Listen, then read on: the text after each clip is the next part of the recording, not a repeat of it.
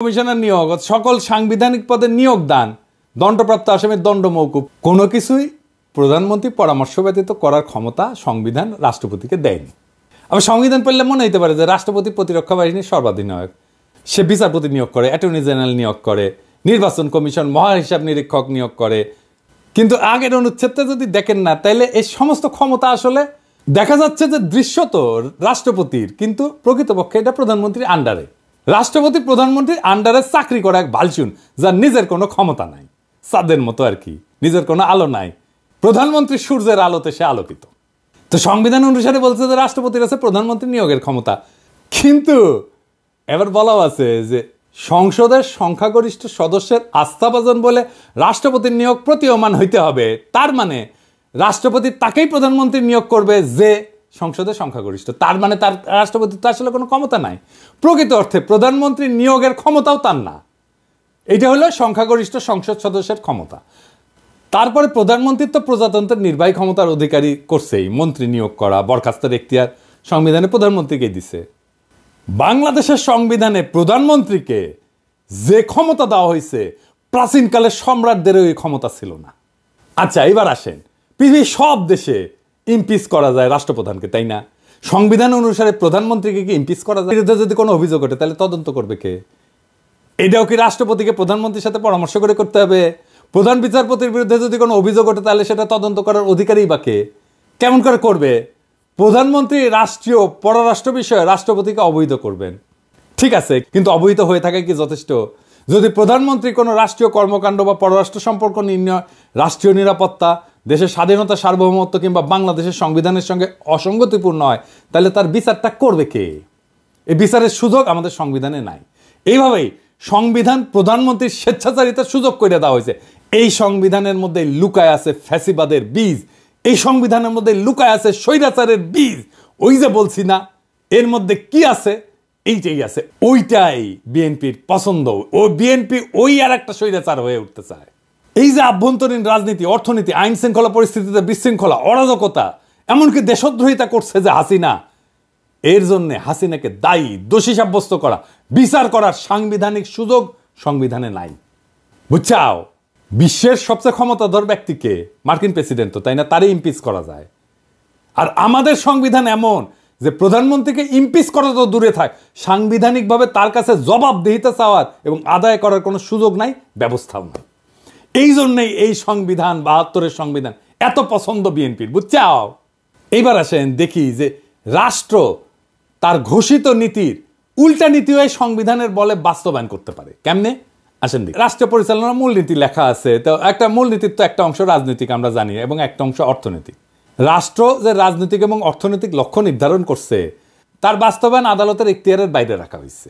এই নিয়ে যদি কোনো প্রশ্ন নাও তোলা হয়, আর যদি রাষ্ট্র যদি তার ঘোষিত নীতির বিপরীতে কোনো নীতি বাস্তবায়ন করতে যায়, তাহলে সেটা আদালতে যায় বন্ধ করা যাবে না। যেমন ধরেন, আমাদের রাষ্ট্রীয় মূলনীতিতে স্বাস্থ্যকে, চিকিৎসাকে একটা মৌলিক অধিকার হিসেবে বর্ণনা করা হয়েছে।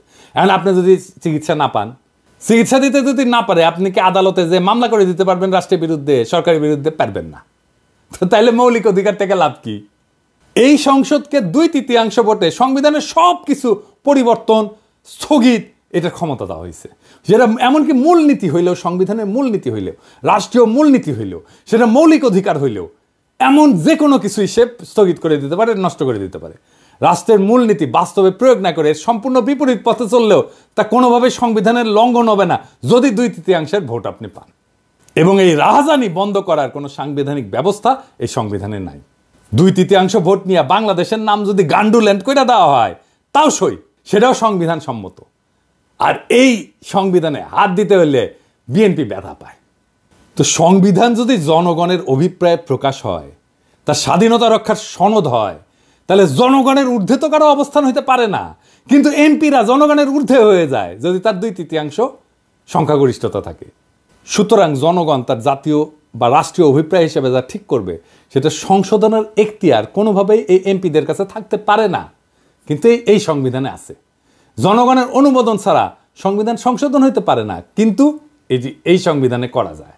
আমেরিকার কথা ধরেন, সংবিধান সংশোধনের এখতিয়ার তো সিনেটের হাতে থাকে না। কেন থাকে না? কারণ সিনেট সদস্যরা নিজেরাই এই সংবিধানের মাধ্যমে ক্ষমতা নেয়। সুতরাং তারা নিজেরা যদি সংবিধান সংশোধন করতে যায় তাহলে নিজেদের ক্ষমতা এবং কর্তৃত্বের যে উৎস তাকেই অস্বীকার করা হয়, এমনকি নিজেদেরকে অস্বীকার করা হয়। সুতরাং সাধারণ সিনেটের কাছে সংবিধান সংশোধনের এখতিয়ার থাকতে পারে না। সংবিধান সংশোধন করতে হলে আবশ্যিকভাবে নতুন করে জনগণের অনুমোদন নিতে হবে, গণভোট নিতে হবে। এই কারণেই সংবিধানের চতুর্থ সংশোধনীর মাধ্যমে সংবিধানের চরিত্রের আমূল পরিবর্তন ঘটায় একদলীয় শাসন ব্যবস্থা বাকশাল কায়েম করছিল আওয়ামী লীগ, করতে পারছিল। জনগণের মতামতের তোয়াক্কা না করেই সেদিন সংবিধানের অপরিহার্য মৌলিক শর্ত এবং নৈতিকতার বৈশিষ্ট্য ধুলায় মিশায় দিছিল এই ৭২-এর সংবিধান, যেই ৭২-এর সংবিধান বিএনপির এত প্রিয়। এবার আসেন, আপনার আমার টাকা নিয়ে কি রাহাজানি করে এমপিরা এই সংসদে, ও কিভাবে কার কাছ থেকে কত টাকা আদায় করবে, কার জন্য কত টাকা খরচা করবে সেটা নির্ধারণের জন্য যে বিল আনা হয় তাকে অর্থ বিল বলা হয়। এই অর্থ বিল সম্পর্কে আদালতে প্রশ্ন উত্থাপন করা যাবে না। রাষ্ট্রের অর্থ যে কোনোভাবে খরচা করলে, আত্মসাৎ করলে, লুণ্ঠন করলেও জনগণের পক্ষ থেকে কোনো প্রশ্ন তোলার এতটুকু অবকাশ সেখানে নাই। আপনার বালিশ যদি ১ লাখ টাকায় কেনা হয় আর সেটা যদি অর্থ বিলে অন্তর্ভুক্ত থাকে, এটা নিয়ে দুদকও কিছু করতে পারবে না। এবার বুঝেছেন তো কেন একটাও দুর্নীতির মামলা করা যায় না হাসিনার দলের লোকেদের বিরুদ্ধে, হাসিনার বিরুদ্ধে? এই জন্যেই এই সংবিধান বহাল রাখা হাসিনার দুর্নীতির বিচার করতেই পারবেন না। এই জন্যই চাইছিলাম এই সংবিধান ছুঁড়ে ফেলে দিতে, যেই সংবিধান বিএনপির এত প্রিয়। এই সংবিধানের একাদশ ভাগে একবারে শেষ দিকে একটা অনুচ্ছেদে বলা আছে, এই সংবিধানের বিধানাবলী সাপেক্ষে সকল প্রচলিত আইনের কার্যকারিতা অব্যাহত থাকিবে, তবে অনুরূপ আইন এই সংবিধানের অধীনে প্রণীত আইনের দ্বারা সংশোধিত বা রহিত হইতে পারিবে। এর মানে হইতেছে পাকিস্তান আমলে যে সমস্ত আইন বিধি বিধান জারি ছিল তা ছিল ব্রিটিশদের পরিত্যক্ত, তাই দুইবার স্বাধীনতার পরেও দাড়ি কমা সমেত বাংলাদেশে জারি করা হইল সেই সমস্ত আইন। সংবিধানে যেখানে মৌলিক অধিকারসমূহের বিবরণ দেওয়া হয়েছে সেই অধিকারসমূহে আইন অনুযায়ী বা আইনের বিধান সাপেক্ষে বা জনস্বার্থে প্রচলিত আইনের বিধিনিষেধ সাপেক্ষে ইত্যাদি শব্দ ব্যবহার করে পঙ্গু ব্যতীত জীবন ও ব্যক্তি স্বাধীনতা হইতে কোনো ব্যক্তিকে বঞ্চিত করা যাইবে না। তার অর্থ দাঁড়ায় আইনের মাধ্যমে ছাড়া কোনো ব্যক্তিকে জীবন ও ব্যক্তি স্বাধীনতা হইতে বঞ্চিত করা যাবে না, অর্থাৎ আইন নির্ধারিত পদ্ধতিতে করা যাবে, তাই না? এই জন্যই পরবর্তী সময়ে যে বিচার বহির্ভূত হত্যা, ক্রসফায়ার নামে যেটা কুখ্যাত, তার মতো বর্বর ব্যবস্থা সংবিধান সম্মত হইয়া গেছে। কারণ দেখানো যায় ক্রসফায়ারও আইনসম্মত। আপনি কি দেখেছেন এতগুলো ক্রসফায়ার হয়েছে, এর বিচার কেন হইল না? বুঝেছেন তো বিএনপি এসে এটার বেনিফিট নিবে। ক্রসফায়ার তো বিএনপি শুরু করেছিল। 1898 সালে ব্রিটিশ যে ফৌজদারি কার্যবিধি ছিল এর ধারা অনুযায়ী বিচারে যদি মৃত্যুদণ্ড বা যাবজ্জীবন কারাদণ্ড হইতে পারে এমন অভিযোগ অভিযুক্ত আসামিকে কিন্তু পুলিশ গুলি করে মেরে ফেলতে পারে। এমন একটা ঘটনা ঘটলে একটা প্রশাসনিক তদন্তে গুলি ছোড়ার ঘটনাটাকে আত্মরক্ষামূলক বলে মনে করলেই হত্যাকাণ্ডটা আইনসম্মত হয়ে যায়। এইভাবে সমস্ত ক্রসফায়ার আইনসম্মত হয়ে গেছে। এই জন্য পুলিশ বা র্যাবের গুলিতে নিহত প্রত্যেককে সন্ত্রাসী খুনের মামলার আসামি হইতে হয়, বুঝছেন? এটা শাস্তি তো মৃত্যুদণ্ড। সেই জন্য এরা যদি মাইরা ফেলে তাইলে এইটা আইনসম্মত। এইবার আসেন বিএনপি নিজে কিভাবে নিজের সেটা তো বলে যে আমাদের জাতিসত্তা বাংলাদেশি, তাই না? বিএনপি আর আওয়ামী লীগের মধ্যে তো তফাৎ হচ্ছে, আওয়ামী লীগ মনে করে আমাদের জাতিসত্তা বাঙালি আর বিএনপি মনে করে আমরা বাংলা।